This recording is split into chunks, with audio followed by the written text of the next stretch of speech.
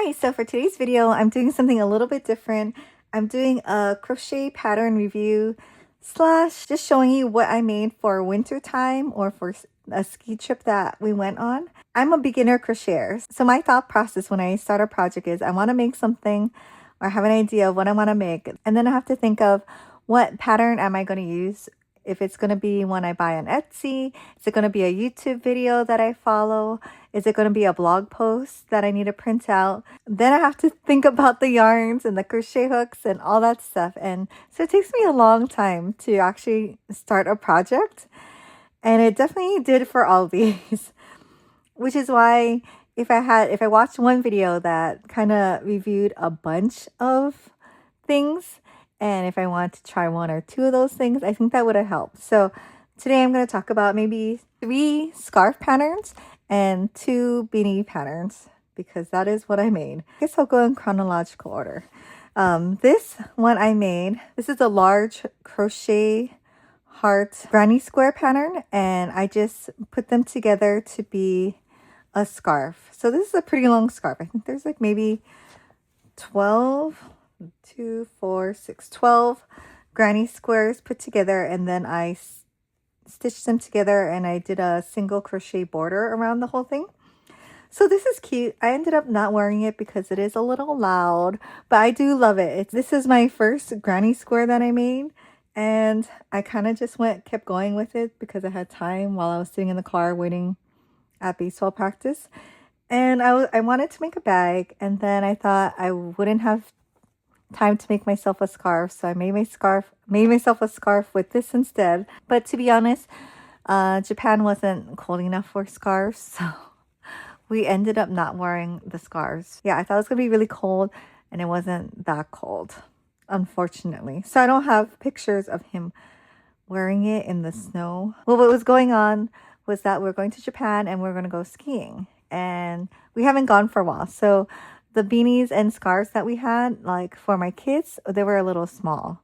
So that's why I wanted to make a beanie, and then I went on scarves, and yeah. I'll have all the links to the patterns that I used down below. Most of these are free and one I bought. So this is the next thing that I made, and this is a beanie for my 10-year-old son. And I used MJ's Off the Hook Designs, and this is like a free pattern of hers, the beginner bulky beanie. And so I thought, okay, this will be it, because this will be my first beanie pattern. And it turned out really good. I had this like older wool, I think it's a wool mix, but wool yarn that I bought in LA like 15 years ago, but it was still very nice and like super high quality. The only thing is I only had one skein of it, so I had to be really picky about the pattern that I used, that it didn't require too much yarn. And for this size, I think it was 1 skein. And this was such good practice. It was easy one to do. I think it was all half double crochets, and then for the ribbing part, we used a 1 size down hook, and it was like front post, back post, double crochets, which sounded complicated, but it really wasn't. So it was such a good learning experience. She recommended getting a pom-pom maker, which I did, because we can always make pom-poms, right? And I've made pom-poms before, and sometimes they just look a little funny, right? It's such a simple thing, and you're like, why do I have to buy a special pom-pom maker? But it really does make a difference, especially if you want to make something that's kind of a statement piece where it's on the top of your head. I would want to use this. This one's a little squished because it was in the luggage and I had it in a space-saving bag, but highly recommend this extra large. You have to get the extra large because it's all different sizes. Pom-pom maker. It was really great and super simple to use.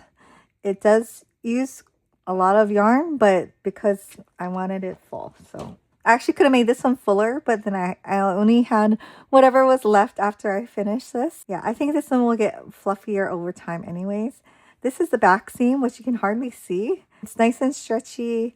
Can't say enough good things about her website. It's really cute. She makes really cute stuff. And I ended up buying a beanie pattern for myself from her. So after I made this one, I was like, oh, okay, I'll make myself one because I didn't have a beanie also. And this is the Snowy Season Crochet Beanie.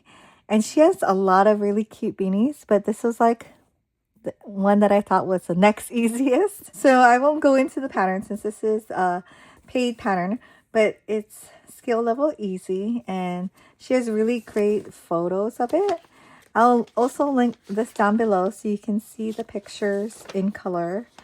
But she's so cute and she makes it look really cute, and she put the little fuzzy the pom-pom thing. I made this one out of Lion brand woolies. So very easy to get yarn. I had 2 skeins of it. So I was able to make a very fluffy pom-pom with this one. But this one was really easy and fast to crochet. It's mostly double crochets, whereas this one was half double crochets. This is mostly double crochets and then a little bit of that ribbing design with the one smaller hook, I believe, at the bottom, just to keep it not stretched out at the bottom. I'll probably go ahead and take a picture with this later so you can see what it looks like on. But so happy with this one. If I ever make another beanie, I would totally try one of her patterns. Okay, so next thing was the scarf. And this is the same. These two are made with the same yarn. I didn't quite finish this one yet. This was my son's scarf, and this is a nice little waffle stitch that I was really happy with. It looks really nice. It's actually really warm and fluffy. So yeah, I really like the waffle stitch. This is 1 skein of yarn. If it was for an adult, I would probably use 1.5 skeins. This was a free one, and this was from fiberfluxblog.com. If you want to find this, just Google Fiberflux waffle stitch crochet scarf, and this is a free pattern. I liked it so much that I made my computer case with this, and I'm not quite done. I ran out of it. I used some yarn that came in like 4 little balls. This yarn, but it was, you know, black, white, gray, and this variegated yarn, and it wasn't quite enough. I need 2 more balls to just extend this piece right here. I might keep it waffle, or maybe I'll do like a ribbing stitch like this. I don't know. But yeah, I liked it so much. I used the same stitch because you can use the stitches for anything else, right? And I just made it into a laptop case. This looks really small for a laptop, but it stretches like that. And I like this for things that you need to protect. So I was thinking making of like a Kindle case or something, or a phone case, because it's nice and bouncy and it'll stay that way because that's how it's stitched up. So the next pattern that I didn't get to finish, I was trying to make finish up my scarf on the plane ride there, since it takes 9 hours to get to Japan. This is what this looks like. This is so beautiful. I highly recommend this crochet puff stitch. This is by Hook by Robin on her blog, and it's a free pattern. But on her blog, there's a link to the YouTube video that I was following, and I highly recommend watching that video because she explains it really well. The yarn she uses in that video is like beautiful. Like, my printer is not good. This really nice, shiny, sparkly rainbow yarn. So pretty. This looks like it would be complicated, but it's actually super easy. And it's so nice and plush. This yarn is the Lion brand Landscapes Renewed recycled polyester yarn. These two are the same yarns, and this one gave me no trouble. This one, however, was kind of a pain in the butt. I don't know why, but every so often as I'm crocheting, it would get stuck. Like, the yarns are kind of like intertwined together, so I have to like pull it apart, and I don't know. It's a pain to work with. I love it. It looks so pretty and it's so soft, but I don't know. Maybe I just got a bad skein, but it was just irritating. And so I wasn't able to finish it on the plane ride. Plus I took a nap. But This is a really nice stitch. Maybe I'll make this for someone, maybe my mom or something, but this is a really nice one. The puff stitch is, it looks complicated, but it's actually really easy. It's not super heavy, but there's a nice weight to it. This would be a really nice blanket weight if you have time to make a blanket.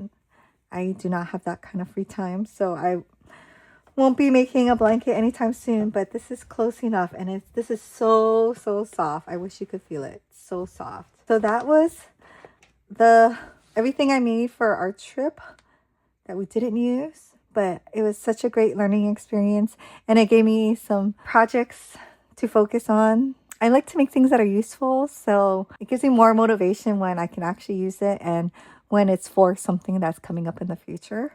So I had a lot of fun with these projects. If you guys liked any of these, I'll have all the links down below, and thank you for watching.